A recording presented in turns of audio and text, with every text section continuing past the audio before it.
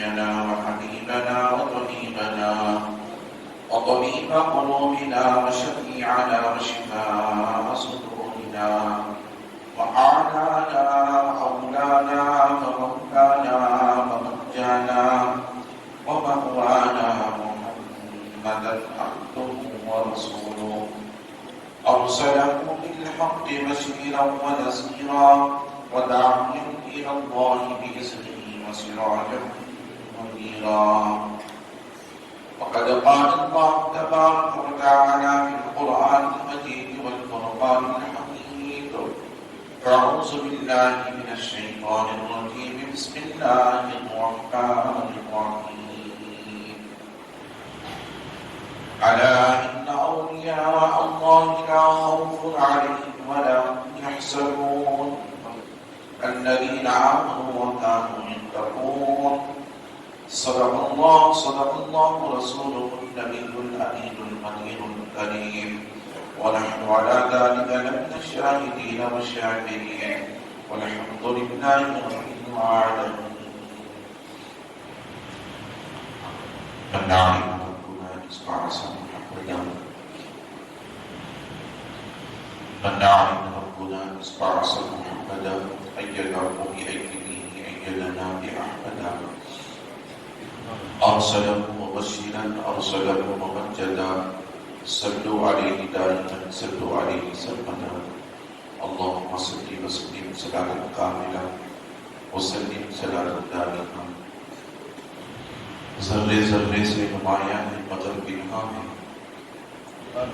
ذرے ذرے سے نمایاں ہے مگر بنہا ہے. میرے معبود تیری پردہ نشینی ہے عجیب، دور اتنا کہ تخیل کی رسائی ہے محال، دور اتنا کہ تخیل کی رسائی ہے محال، اور غربت کا یہ عالم کے رہے یہاں سے قریب. نمود شاد ربانی ظہور ریگستان، نمود شاد ربانی ظہور ریگستان. خدا کا دوسرا کوئی نہ کوئی آپ کا ثانی، خدا کے دین کی شبہ میں ایمان کے حرارت والوں نے من اپنا پرانا پاپی ہے، برسوں سے نمازی کر نہ سکا. قصیدے مرثیہ خواہ ہیں کہ نمازی نہ رہے، وہ صاحب اوصاف حجازی نہ رہے. درس قرآن اگر ہم نے بھلایا ہوتا، یہ زمانے نہ زمانے نے دکھایا ہوتا. عزیزان محترم، معزز سامعین کرام، نوجوان ساتھیوں، عزیز بچوں، السلام علیکم ورحمۃ اللہ وبرکاتہ. خطبے کے بعد میں نے اس آیت مبارکہ کی تلاوت کا شرط حاصل کیا ہے. اس کے تحت تھوڑی دیر آپ رات کے درمیان روشنی ڈالنے سے قبل آئے اور آپ مل کر سب سے پہلے خطبہ خدا کے حکیم سراج الصالحین انیس العارفین رحمۃ للعالمین، مکے کے سردار مدنی تاجدار داری حنیفہ کے پیارے بے سہاروں کے سہارے، نبی محترم رسول مکرم نور مجسم، آفتاب رسالت ماہتاب نبوت، کونین کی زینت اور گزار امت، صاحب جود و عطا، ہم غریبوں کے آقا و مولا، حضور سید عالم احمد مجتبی جناب محمد رسول اللہ صلی اللہ علیہ وسلم کی مقدس ذات بابرکات کی بارگاہ میں عقیدت محبت تحفۃ ہدیہ درود شریف کا نذرانہ پیش فرمائیں. اللہم صلی علی سیدنا محمد وعلی آل سیدنا محمد وبارک وسلم. صلاۃ و سلام علیک یا رسول اللہ. نبی اور آل نبی کی بارگاہ میں ایک مرتبہ محبت انداز میں صلی اللہ علیہ نبی الامی وآلہ صلی اللہ علیہ وسلم. صلاۃ و سلام علیک یا نبی اللہ. رسول اور آل رسول کی بارگاہ میں ایک مرتبہ بآواز بلند اللہم صلی علی سیدنا محمد العابد الجود والکرم وعلی آلہ الکرام واصحابہ النظام اجمعین وبارک وسلم عبدا لی خمسة في بها خمر الوباء حاتما المصطفى والمرتضى وبلغ والفاطمة وسكن يا إلهي كل صعب بحرمة سيد الأبرار سيد يا غوث آدم ومن بيسر ساما مدد ببلائني مدد آبائني ما مدد بگرداب بلا افتاد کشتی سوئی پانے استارات و کشتی بہم کے خواجہ عثمان ہارونی مدد کن یا معین الدین چشتی یا اشرف زمانہ زمانے مدد نما درہائے بسترا سے رہتے کرم کشا. اللہ رب العزت کا بے انتہا فضل و کرم ہے جس نے ہمیں اور آپ اس کے پیارے حبیب دانائے ملوک صلی اللہ علیہ وسلم کی امت پہ پیدا فرمایا. لاکھوں کروڑوں درود و سلام اس کے آخری پیارے رسول علیہ السلام کی مقدس ذات بابرکات پر جن کی خاطر اللہ رب العزت نے تمام کائنات کا وجود بخشا.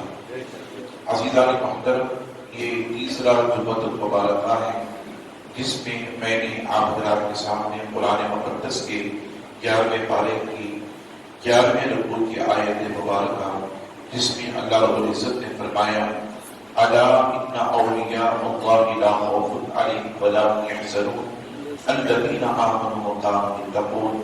اس کا سیدھا سادہ ترجمہ یہ ہے، خبردار اللہ کے ولیوں کو نہ کسی چیز کا خوف ہے اور نہ ہی کسی چیز کا غم ہے، اور یہ ایمان والے ہیں اور تقوی والے ہیں.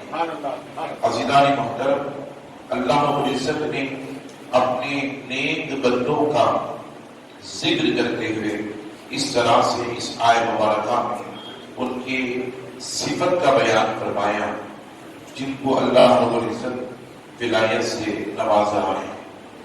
عزیزان محترم، سب سے پہلے میں آپ کو بتاتا چلوں، اللہ نے یہاں پر اولیاء کا ذکر فرمایا. الا ان اولیاء،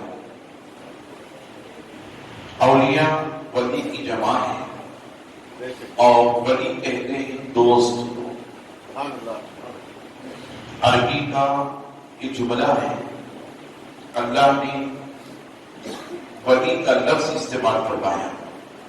ولی کی جمع اولیاء ہے، جیسے نبی کی جمع انبیاء ہے، اور جیسے صحابی کی جمع صحابہ ہے، اسی طرح سے ولی کی جمع اولیاء ہے. عزیزان محترم، یہاں پر ولی کا ذکر اللہ رب العزت نے قرآن مجید میں فرمایا ہے. ولی کے معنی کیا تھے؟ دوست کے. بولے ولی کے معنی کیا تھے؟ دوست کے. اب سنیں، حدیث پاک میں آتا ہے اللہ رب العزت جب کسی بندے کو ولایت سے نوازتا ہے، یعنی اپنا ولی بناتا ہے، دوست بناتا ہے، تو اس وقت آقا علیہ الصلوۃ والسلام ارشاد فرماتے ہیں اللہ تبارک و تعالی عز و جل حضرت جبرائیل علیہ السلام کو حکم دیتا ہے، اے جبرائیل زمین و آسمان میں پھیل جاؤ اور آسمان دنیا اور زمین دنیا میں اس بات کا اعلان کرو کہ آج میں فلاں بندے کو اپنی ولایت سے نوازنے والا ہوں. عزیزان محترم، حضرت جبرائیل علیہ السلام اللہ کے حکم سے آسمانوں میں، زمینوں میں، دریاؤں میں، صحراؤں میں، پہاڑوں میں، درختوں میں، انسانوں میں، جانوروں میں، حتیٰ کہ 18,000 مخلوقات میں اللہ کے حکم سے حضرت جبرائیل علیہ السلام اس بات کا اعلان کرتے ہیں کہ آج اللہ رب العزت فلاں بندے کو ولایت سے نوازنے والا ہے. آپ اندازہ کریں کہ اللہ تبارک و تعالی عز و جل ولی بنانے سے پہلے دنیا عالم میں اس بات کا اعلان کرواتا ہے. اعلان کرنے والے حضرت جبرائیل علیہ السلام اور اعلان کروانے والا خالق کائنات کی ذات. جس کا اعلان کیا جا رہا ہے وہ نبی نہیں ہے، وہ ولی ہے، اور ولی صحابی سے بڑھ کر نہیں ہے. اور صحابی نبی سے بڑھ کر نہیں ہے. انبیاء کا مرتبہ مخلوق میں سب سے بڑھ کر ہے. اس کے بعد صحابہ کا ہے, اس کے بعد اولیاء کا ہے. یہ درجے اللہ رب العزت نے اپنے محبوبین کے درمیان رکھے ہیں. عزیزان محترم, آپ اندازہ کریں ایک ولی جب صحابی کے برابر نہیں ہے تو نبی کے برابر کیسے ہو سکتا ہے؟ جب ایک صحابی کا نہیں بلکہ ایک ولی کا وہ اللہ تبارک و تعالی عز و جل ولایت سے نوازنا چاہتا ہے تو اللہ رب العزت آسمان دنیا, زمین دنیا, دنیا عالم میں 18,000 مخلوقات میں اعلان کرواتا ہے کہ آج میں فلاں بندے کو اپنا محبوب بنانے والا ہوں, میں فلاں بندے کو اپنا دوست بنانے والا ہوں. اللہ, آپ اندازہ کریں, دوست کو ولی نہیں بنا رہا, خدا بنا رہا ہے. خدا اپنا دوست اپنے بندے کو بنا رہا ہے. ولی اللہ, ولی اللہ کے معنی کیا ہے؟ اللہ کا دوست. ولی اللہ کے معنی کیا ہے؟ اللہ کا دوست. اب سنیں, اب یہ تو خالق کائنات نے اپنے فرمان کے ذریعے سے حضرت جبرائیل علیہ السلام کے ذریعے دنیا عالم میں ولایت کے چرچے کروائے ہیں. اب حدیث پاک میں آقا علیہ السلام ارشاد فرماتے ہیں, وقت کا تقاضا ہے میں اس عربی عبارت کو اردو میں آپ حضرات کے سامنے رکھتا جاؤں. مسجد نبوی شریف ہے, اللہ کے پیارے حبیب علیہ السلام صحابہ اکرام کو جمع فرمایا. صحابہ اکرام حاضر ہوئے, لبیک یا رسول اللہ صلی اللہ علیہ وسلم. اب یہاں پر ایک آپ حضرات کو ذہن دیتے ہوئے میں اپنی تقریر کو آگے بڑھاؤں. اس بات کو اپنے ذہنوں پہ رکھیں اور دلوں میں اتارنے کی کوشش کریں. کچھ لوگوں کا ایک خیال ہے, کچھ لوگوں کا ایک ذہن ہے کہ جمعہ میں اللہ کے گھر میں ولیوں کا ذکر کیوں ہوتا ہے, ولیوں کا ذکر کیوں ہوتا ہے. میں آپ سے اس کا جواب دے کر آپ ہی سے سوال کرنا چاہتا ہوں. یہ تو اللہ کا گھر ہے جو زمین پر بنایا گیا ہے, اللہ کا گھر ہے جو زمین پر بنایا گیا ہے, اور اس گھر کے تعلق سے رب نے قرآن میں بھی فرمایا کہ اللہ کے گھر وہ ہوتے ہیں جن میں اللہ کا ذکر ہوتا ہے. اور حضور علیہ السلام نے بھی فرمایا ربنا مسجد للہ بلدام بیتا فی الجنہ, جو دنیا میں زمین پر اللہ کے گھر کا تعمیر کرتا ہے, یعنی اللہ کا گھر بناتا ہے, اللہ جنت میں اس کا گھر بناتا ہے. سبحان اللہ, اللہ جنت میں اس کا گھر بناتا ہے. اللہ کے گھر کا اتنا بڑا مقام. پھر آگے اللہ نے فرمایا قرآن مجید کے اندر انما یأمر مساجد اللہ من آمن باللہ والیوم الآخر, بے شک اللہ کے گھروں کو وہی لوگ آباد کرتے ہیں جو اللہ پر اور قیامت کے دن پر ایمان رکھتے ہیں. یہ قرآن مجید کی آیت مبارکہ توجہ سے سنیں, چونکہ میں نے خطبے کے بعد کچھ اشعار پڑھے تھے. مسجد تو بنا لی شب بھر میں ایمان کی حرارت والوں نے, من اپنا پرانا پاپی ہے برسوں میں نمازی بن نہ سکا, مسجد مرثیہ خواہیں کہ نمازی نہ رہے, وہ صاحب اوصاف حجازی نہ رہے. تو اب مسجد کیوں ہوتی ہے اور مسجد بنانے کی وجہ کیا ہوتی ہے, اور مسجد میں کام کیا ہوتا ہے, اللہ نے اس کا ذکر فرمایا. انما یعمر مساجد اللہ من آمن باللہ والیوم الآخر. اللہ فرماتا ہے بے شک اللہ کے گھروں کو وہی لوگ آباد کرتے ہیں جو اللہ پر اور قیامت کے دن پر ایمان کرتے ہیں.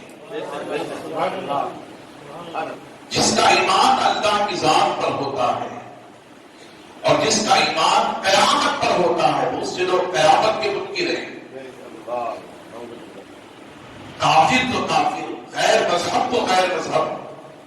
بہت سے مسلمان ایسے بھی ہوتے ہیں جو کہتے ہیں کہ ہم دنیا میں آنے کے بعد جو کچھ پانا ہے اور جو کچھ حاصل کرنا ہے، سزا و جزا بس اسی دنیا میں ہمیں حاصل کر لینا ہے. دنیا سے جانے کے بعد ہماری کوئی سزا و جزا کا ہمیں کوئی معاملہ نہیں رہتا ہے. ایسے بھی لوگ ہیں. حضور نے فرمایا ایسوں کی صحبت سے بچو. حدیث پاک میں اللہ کے پیارے حبیب علیہ الصلوۃ والسلام نے فرمایا بے دینوں سے بچو، بد دینوں سے بچو جن کا ایمان کمزور ہے. ایسی گفتگو، ایسی بات چیت اور ایسا ذہن رکھنے والوں کی صحبت سے بچو. حضور نے فرمایا بہت سے لوگ قیامت کے بھی منکر ہیں اور اللہ نے اس کی بھی ترغیب فرما دی. اور ایک آیت مبارکہ انشاءاللہ تعالیٰ پھر بھی کسی موقع پر اس کا ذکر کرتے ہوئے فرماؤں گا کہ قیامت اور موت پر کس طرح لوگوں کا جو انکار تھا اور اللہ رب العزت نے موت طاری کر کے انہیں بتا دیا. عزیزان محترم، اللہ فرماتا ہے انما یعمر مساجد اللہ من آمن باللہ والیوم الآخر.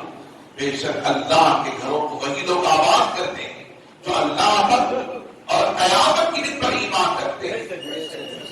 یعنی اللہ نے بتا دیا کہ مسجد میں وہی آتا ہے، نماز وہی پڑھتا ہے، اللہ کے ذکر اللہ کے گھر میں وہی آتا ہے، اللہ پر ایمان رکھتا ہے اور قیامت کی دن پر ایمان رکھتا ہے. عزیزان محترم، اس واقعے کو میں آپ حضرات کے سامنے رکھتا ہوا بتاتا چلوں. نماز اللہ کی عظیم عبادت ہے. صحابہ کرام نے پوچھا یا رسول اللہ علیہ الصلوۃ والسلام، بے نمازی کی سب سے ہلکی سزا قبر میں کیا ہوگی؟ تو قیامت قبر کے تعلق سے میرے پیارے آقا نے ارشاد فرمایا قبر کے اندر بے نمازی پر سب سے ہلکا اور کمتر عذاب یہ ہوگا کہ جہنم کی جوتیاں اس کے پیروں میں پہنائی جائیں گی. قبر کے اندر آگ کی جوتیاں، جہنم کی آگ کی جوتیاں اس کے پیروں میں پہنائی جائیں گی. بے نمازی کا سب سے پہلا عذاب قبر کے اندر اللہ رب العزت کا یہ اسے تعلیم ہوگا. آپ اندازہ کریں، اسی لیے اللہ نے فرمایا باللہ والیوم الآخر. بے شک اللہ کے گھروں کو وہی لوگ آباد کرتے ہیں جو اللہ پر اور قیامت کے دن پر ایمان کرتے ہیں. تو گویا پتہ یہ چلا ہمیں نمازی بننا چاہیے. اللہ تبارک و تعالی عز و جل کی قربت اور اللہ کے عذاب سے بچنا چاہتے ہیں تو ہمیں بد جگہ نمازی بننا چاہیے. بس اس لیے بنی جاتی ہے، آپ حضرات نے سن لیا اور اللہ تعالیٰ کا بھی حکم سنیں.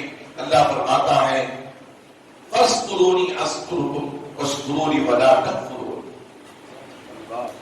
اللہ فرماتا ہے میرے بندوں تم میرا ذکر کرو، میں تمہارا ذکر کروں. فاذکرونی اذکرکم، تم میرا ذکر کرو میں تمہارا ذکر کروں گا.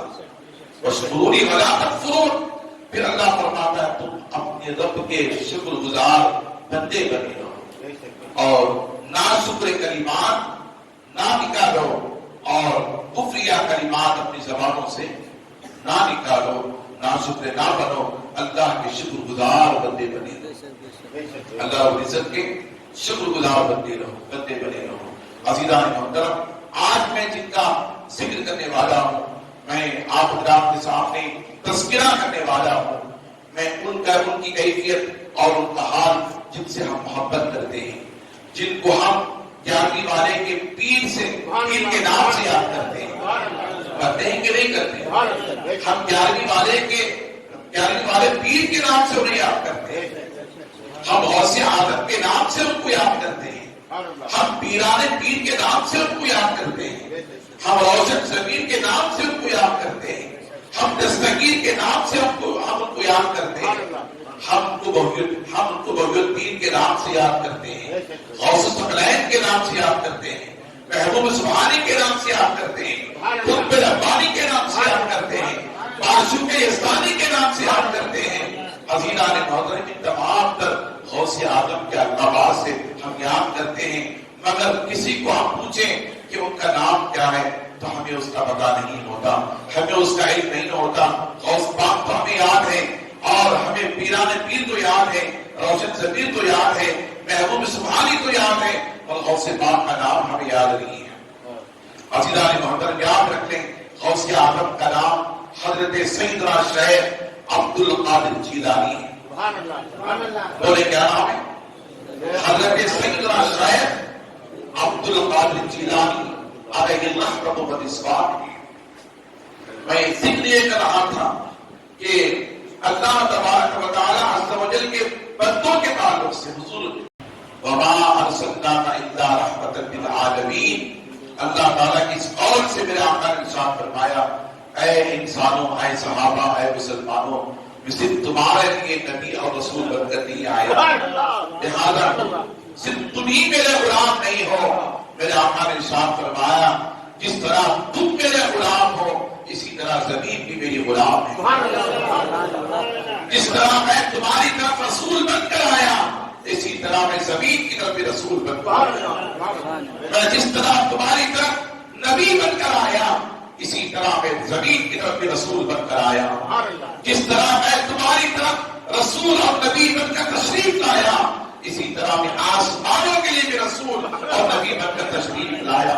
میں صرف تمہارے لیے رسول نہیں ہوں، میں زمین کے لیے بھی رسول ہوں، میں آسمان کے لیے بھی رسول ہوں، میں سمندروں کے لیے بھی رسول ہوں، میں پہاڑوں کے لیے بھی رسول ہوں، میں درختوں کے لیے بھی رسول ہوں، اور میں انسانوں کے لیے بھی رسول ہوں، جانوروں کے لیے بھی رسول ہوں، نباتات کے لیے بھی رسول ہوں، جمادات کے لیے بھی رسول ہوں، حیوانات کے لیے بھی رسول ہوں، حتیٰ کہ 18,000 مخلوقات کے لیے بھی رسول ہوں۔ جہاں جہاں الحمدللہ رب العالمین کی آیت رسائی کرتی ہے وہاں وہاں میری رسالت جہاں جہاں رب کی ربوبیت رسائی کرتی ہے وہاں وہاں میری رسالت اللہ رحمت للعالمین بن کر میری رسالت رسائی کرتی ہے۔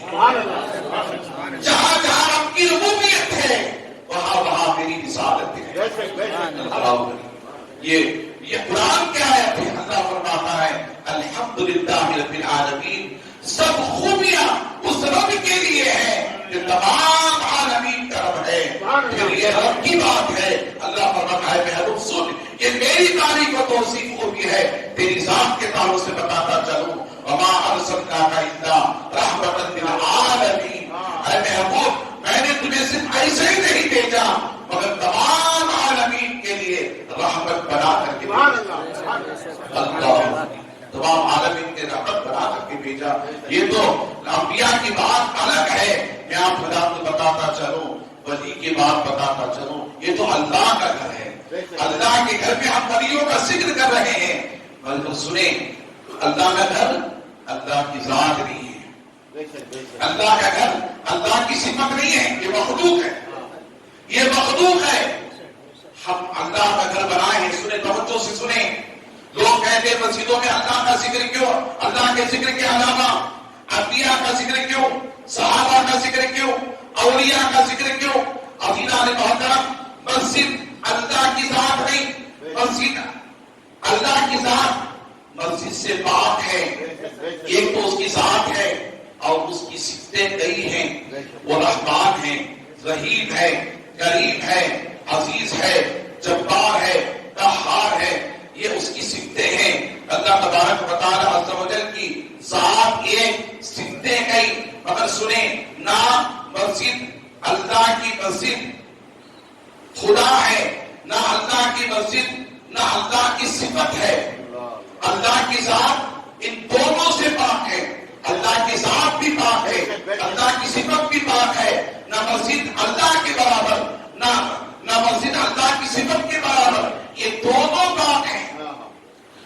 خدا کی ذات بھی پاک، خدا کی صفت بھی پاک، اللہ کریم۔ اب پوچھیں علماء سے، اب پوچھے محدثین سے، اسی لیے تو قرآن میں اللہ نے حکم دیا، اللہ نے فاسألوا اہل الذکر ان کنتم لا تعلمون، علماء کا مقام رب نے بتایا، عالموں کا مقام رب نے بتایا قرآن مجید کے اندر، فاسألوا اہل الذکر ان کنتم لا تعلمون، اے میرے بندو جو کچھ تم نہیں جانتے جانو اہل علم کے پاس بیٹھو، ان سے سوال کرو، ان سے پوچھو اور ان کی صحبت میں رہو، ان سے کلام کرو اور ان سے علم حاصل کرو۔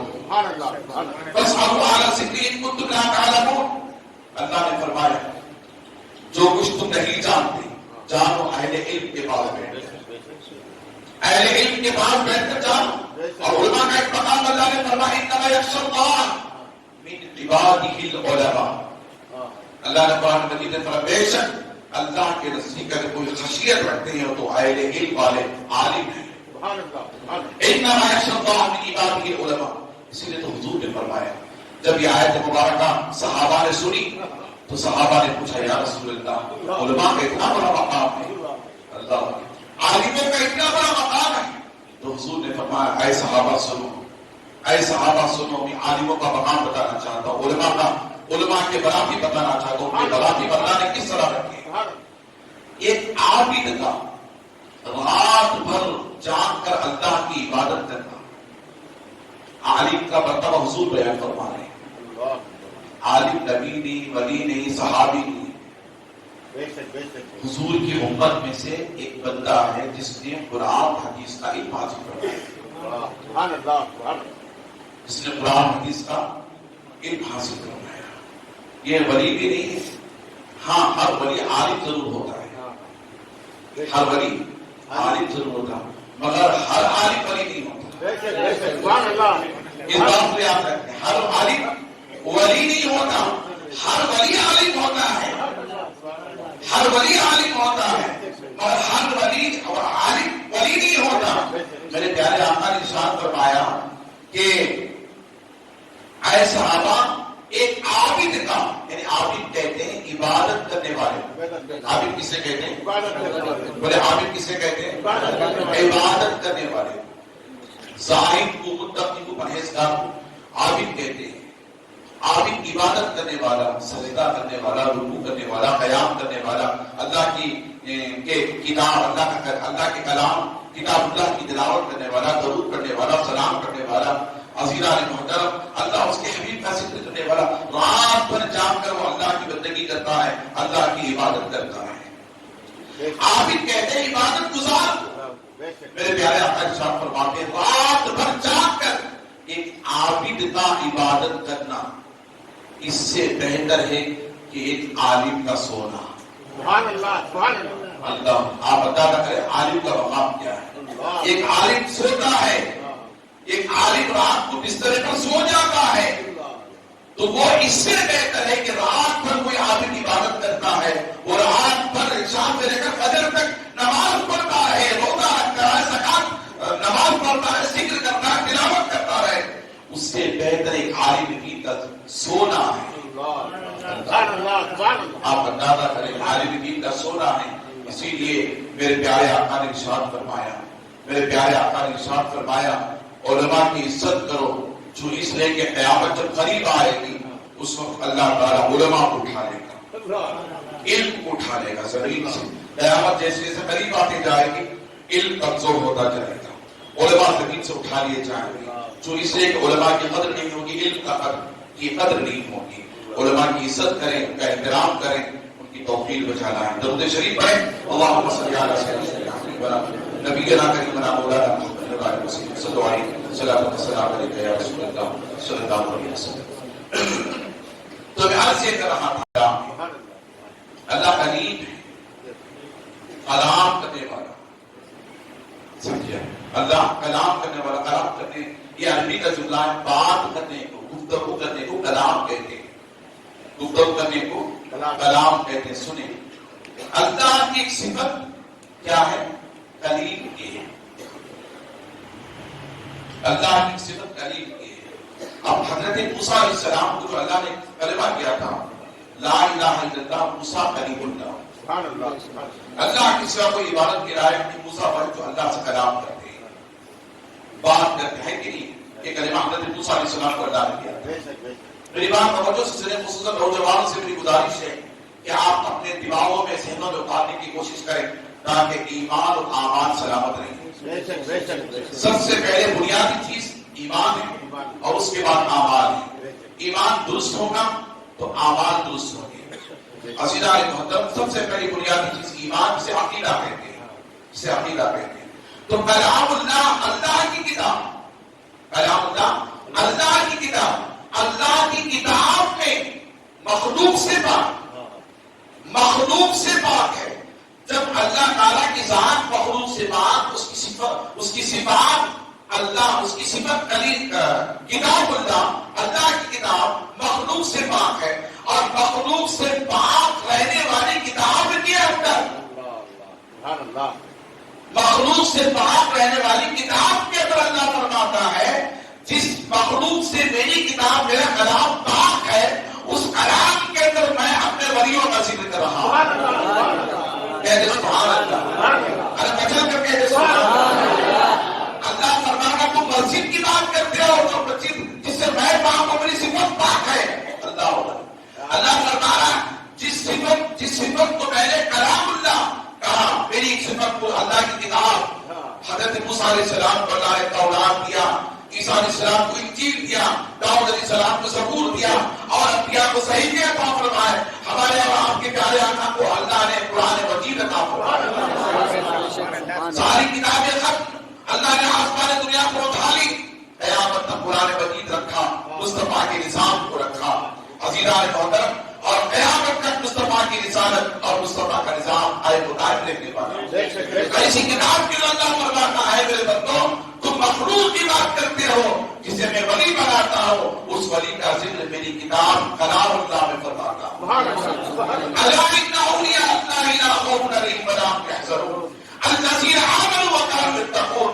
میں پوچھنا چاہتا ہوں, جب اللہ اپنی دنیا کی مخلوق سے پاک صفت کلام اللہ کے اندر, جب اللہ کے دوستوں کا ولیوں کا ذکر کر سکتا ہے, تو ہم مسجد میں کیوں نہیں کر سکتے؟ یہ تو مخلوق ہے, وہ مخلوق سے پاک ہے, یہ مخلوق وہ لا مخلوق ہے. عزیزان محترم, جب ایسی صفت کے اندر اللہ اپنے دوستوں کا ولیوں کا ذکر کرتا ہے, درود شریف پڑھے اللہم صلی علی سیدنا شفیعنا حبیبنا مولانا محمد مبارک وسلم صلی اللہ علیہ وسلم. والسلام علیکم یا رسول اللہ صلی اللہ علیہ وسلم. عزیزان محترم, میں آپ اللہ سے عرض کر رہا تھا, ولی کہتے ہیں دوست کو, اور صحابی کہتے ہیں صحبت یافتہ کو, اور نبی کہتے ہیں خدا تبارک و تعالیٰ نے اسے اپنا نبی بنا کر زمین دنیا پر مخلوق کی ہدایت کے لیے بھیجا ہو. جس کے پاس اللہ نے کتاب دی ہو یا صحیفہ دیا ہو, اس کو نبی کہتے ہیں. اور نبی کا معنی غیب بتانے والا. نبی کے معنی کیا ہے؟ غیب کی خبریں بتانے والا. آپ لوگ اٹھا کر کے دیکھو, بہت سے لوگ کہتے ہیں کہ نبی کو علم غیب نہیں تھا. واٹس ایپ پر, فیس بک پر, یوٹیوب پر نہ جانے کیسی کیسی گندی حرکتیں. لوگ جو علم پر نہ علم اس بات کو سمجھتے ہیں, انبیاء کی توہین کریں, صحابہ کی توہین کریں, اولیاء کی توہین کریں, دین کا مذاق اڑائیں کہ اس کا نام علم ہے, اس کا نام علم ہے. اس کا نام علم نہیں ہے.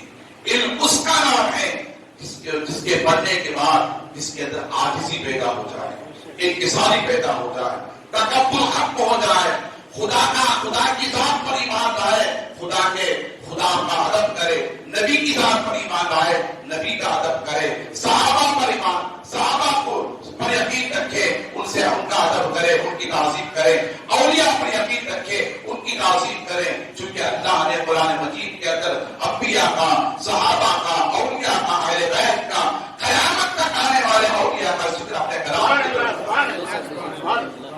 کلام کے اندر. اس کا نام علم نہیں ہے, ادب کرنے کا نام علم ہے, محبت کرنے کا نام علم ہے, تعظیم کرنے کا نام علم ہے, اور جو ہے ان کے آگے اپنے آپ کو سرکوں کر دینے کا نام علم ہے.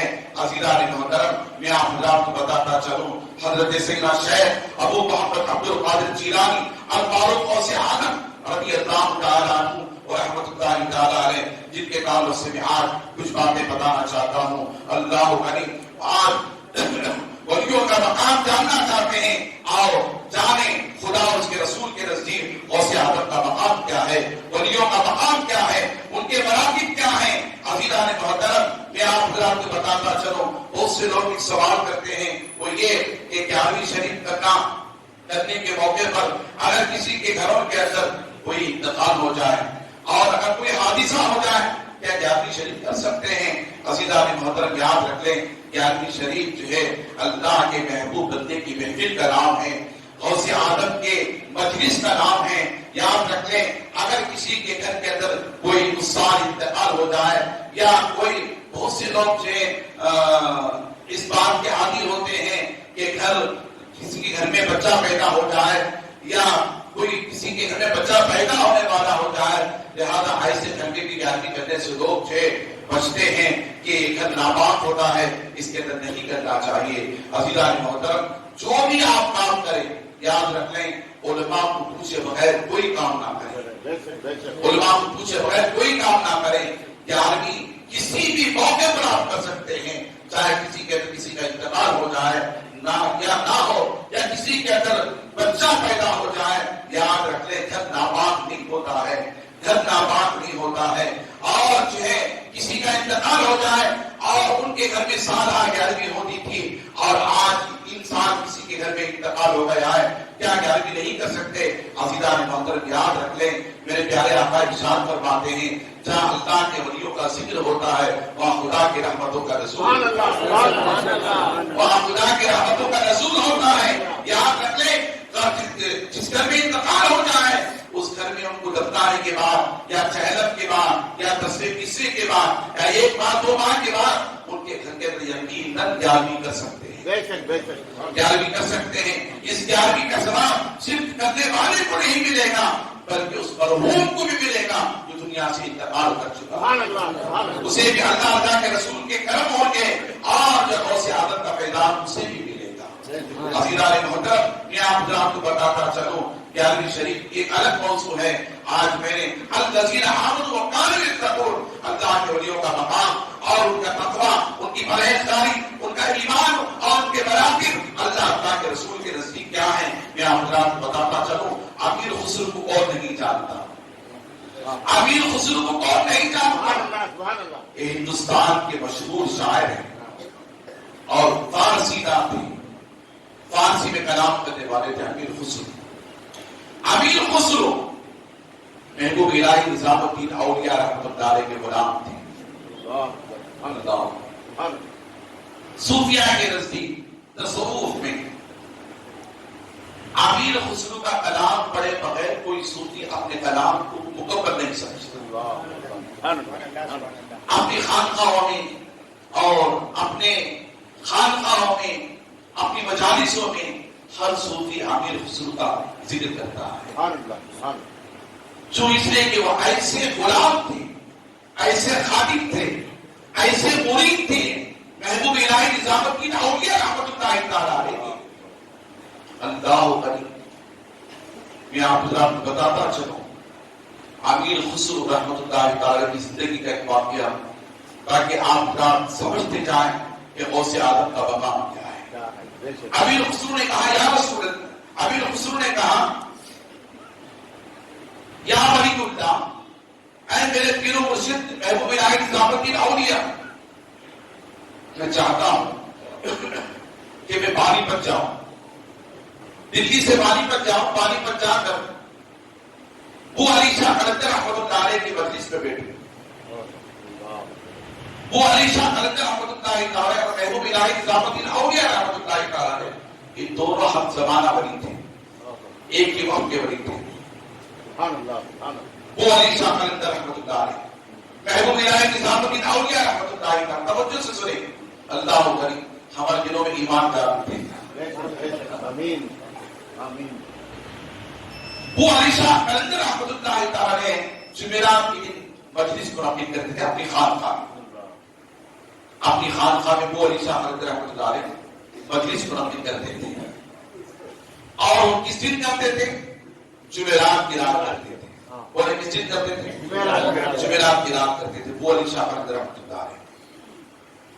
اور ان کی مجلس کا حال یہ ہوتا تھا گولی شاہ قلندر رحمۃ اللہ تعالی کی جب وہ اپنی خانقاہ میں مجلس کرتے اللہ کا ذکر منعقد کرتے اللہ اللہ اللہ کا ذکر ہوتا سبحان اللہ سبحان اللہ لا الہ الا اللہ الا اللہ الا اللہ کا ذکر ہوتا جب ذکر ختم ہوتا تو گولی شاہ قلندر رحمۃ اللہ علیہ حلقہ مجلس والوں سے کہتے اے لوگوں اپنی آنکھوں کو بند کر لو توجہ کے ساتھ بیٹھو سارے لوگ آنکھ بند کر دیتے توجہ کے ساتھ بیٹھتے کہتے سب کو جھکا لو تمام لوگ سب جھکا لیتے اتنا ہونا تھا کہ سارے کے سارے حلقہ ذکر والوں کو گولی شاہ قلندر رحمۃ اللہ تعالی علیہ رہتے تھے پانی تک میں مگر سب لوگوں کو گنبد خضرا کا نظارہ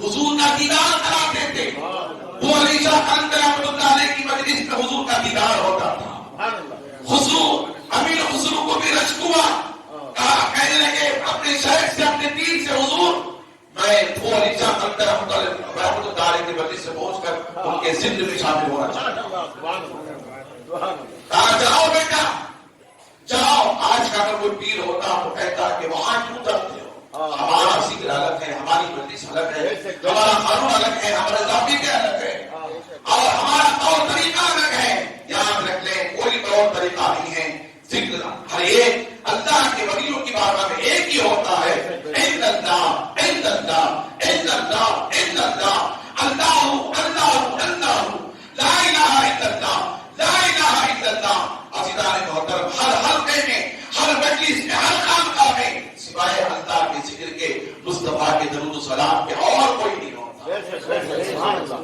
تمام خانقاہیں ہماری ہیں تمام شاعر ہمارے ہیں تمام سلاسل ہمارے ہیں دلوں کو پاک رکھو دلوں کو پاک رکھو جب دل پاک ہوں گے تو سب ہمارے ہوں گے سب ہمارے ہوں گے میں آپ اللہ پاک سے کر رہا تھا محبوب الہی نے کہا جاؤ بیٹا جا کر شامل ہو کر آؤ امیر خسرو نکلے دلی سے پانی پت پہنچے پانی پت پہنچنے کے بعد جمعرات کے دن حضرت ابو علی شاہ قلندر رحمۃ اللہ علیہ کی مجلس میں شامل ہو گئے توجہ سے حلقہ ذکر میں شامل ہوئے اللہ کا ذکر ہو رہا تھا الا اللہ کا ذکر ہو رہا تھا لا الہ الا اللہ کا ذکر ہو رہا تھا حق ہو کا ذکر ہو رہا تھا عزیزان محترم مجلس برخاست ہوئی احترام پذیر ہوئی حضرت گولی شاہ قلندر رحمۃ اللہ نے کہا آنکھیں بند کر لو ساروں نے آنکھیں بند کر لی سب کو جھکا لو سب کو جھکا لیا ادب ملحوظ رکھو ادب ملحوظ کر دیا پھر جیسے ہی حکم ہوا حضرت گولی شاہ قلندر رحمۃ اللہ علیہ سارے لوگوں کو حضور کی دیدار سے مشرف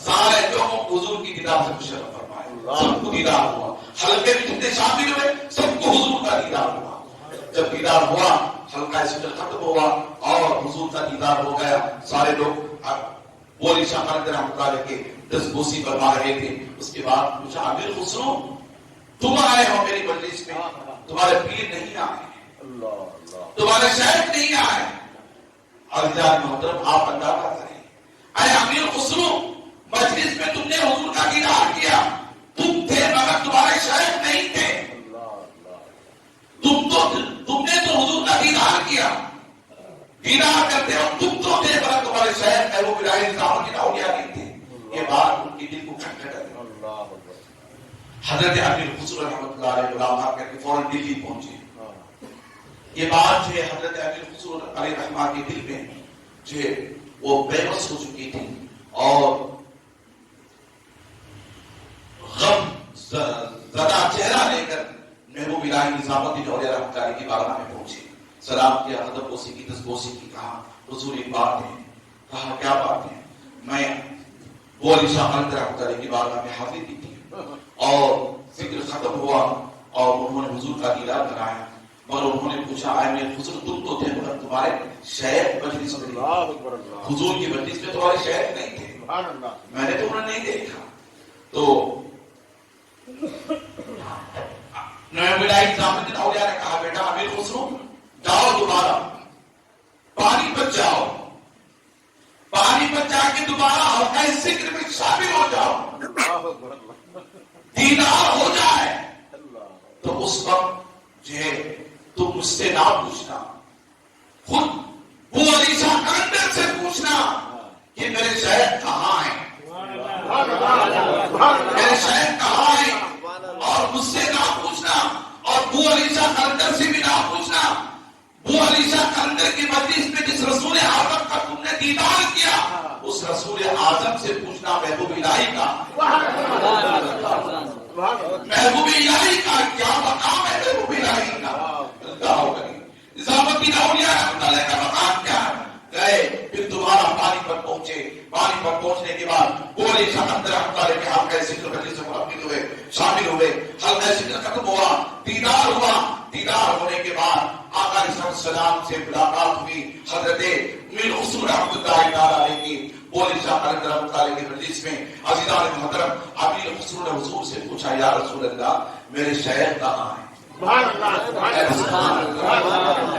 میرے شیخ کہاں ہیں، اللہ اکبر، حضور نے کہا اے امیر خسرو ایک منزل اور پہنچ جاؤ، ایک منزل اور پہنچ جاؤ، حضرت امیر خسرو ایک منزل اور پہنچے، وہاں بھی صحابہ کی جماعت کی حضور تشریف فرما تھے، وہاں بھی محبوب الہی نظر نہیں آ رہے، امیر خسرو نے پوچھا یا رسول اللہ میرے شیخ کہاں ہیں، میرے شیخ کہاں ہیں، پھر آقا نے فرمایا اے امیر خسرو ایک منزل اور پہنچ جاؤ، اللہ امیر خسرو اور ایک منزل پہنچے، تیسری منزل تھی، وہاں بھی صحابہ اکرام تھے، حضور علیہ السلام تشریف فرما تھے، میرے پیارے آقا سے امیر خسرو نے دیکھا، پوچھا یا رسول اللہ یہاں بھی میرے شیخ نظر نہیں آ رہے، آقا یہاں بھی میرے شیخ نظر نہیں آ رہے، میرے شیخ کہاں ہیں، حضور نے فرمایا اے امیر خسرو ایک اور منزل پہنچ جاؤ، اللہ غنی، امیر خسرو ایک اور منزل پہنچ گئے، وہاں بھی دیکھا تعداد کم ہوتی جا رہی تھی، لوگوں کی ملنے والوں کی حضور کی مجلس کی تعداد کم ہوتی جا رہی تھی، وہاں بھی نظر نہیں آئے، پھر حضور سے پوچھا یا رسول اللہ یہاں بھی میرے شیخ محبوب الہی نظر نہیں آ رہے، میرے پیارے آقا نے فرمایا اے امیر خسرو ایک اور منزل پہنچ جاؤ، پھر وہ باغ کی منزل پہنچ گئے، وہاں بھی نظر نہیں آئے، پوچھا یا رسول اللہ یہاں بھی نظر نہیں آئے، پھر آقا نے ارشاد فرمایا ایک اور منزل پہنچ جاؤ، چھٹویں منزل پہنچ گئے، وہاں بھی نظر نہیں آئے، تعداد کم ہوتی چلی گئی، پھر میرے پیارے آقا سے امیر خسرو نے پوچھا یا رسول اللہ یہاں بھی میرے شیخ نظر نہیں آ رہے، آقا علیہ السلام نے فرمایا ایک اور منزل پہنچ جاؤ، حتیٰ کہ 7ویں منزل پہ پہنچ گئے، کتنی منزل میں بولے، سب مل کر کے بولے کتنی منزل میں، امیر خسرو کی ملاقات حضور سے، پہلی منزل، دوسری منزل، تیسری، چوتھی، پانچویں، چھٹویں، ساتویں منزل میں پہنچے، 7ویں منزل میں صرف 3 آدمی تھے، حضور تھے، بولے کتنے آدمی، 3 آدمی تھے، ایک حضور تھے، دائیں طرف ایک شخص تھے، بائیں طرف ایک شخص تھے، آگے ایک شخص بیٹھے ہوئے تھے، آگے ایک شخص بیٹھے ہوئے تھے، حضور بصرت پر جلوہ افروز تھے،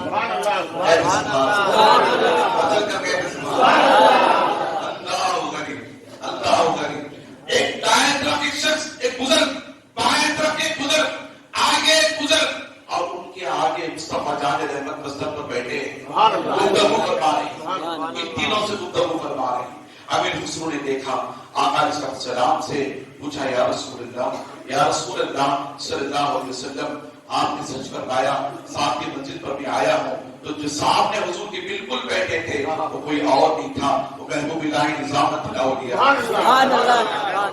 محبوب الہی نظام الدین اولیاء تھے، میرے آقا نے ساتھ فرمایا خسرو تم نے دیکھ لیا تمہارے شیخ کو، ان بڑی مجلسوں میں نہیں بلکہ میری خاص مجلس میں تیرا شیخ بیٹھا ہوا ہے، خاص لوگوں میں تیرا شیخ ہے، اللہ کریم، جب مجلس ختم ہو گئے حضور کا دیدار ہو گیا، محبوب الہی نظام الدین اولیاء کو بھی دیکھ لیا، اللہ کریم، اس کے بعد محبوب الہی نظام الدین اولیاء نے کہا تھا تم وہ علی شاہ کلندر سے بھی پوچھنا، اس جگہ تم موجود نہیں تھے، کہاں تھے، عزیزائے مولا آپ اندازہ کریں، امیر خسرو نے کہا اے وہ علی شاہ کلندر رحمۃ اللہ علیہ اس مجلس میں آپ نظر نہیں آئے، تو کہا بیٹا وہ میری مجلس نہیں تھی، وہ تمہارے شیخ کی مجلس، وہ تمہارے شیخ کا مرتبہ تھا، وہ ان کا مقام تھا، اللہ کریم، امیر خسرو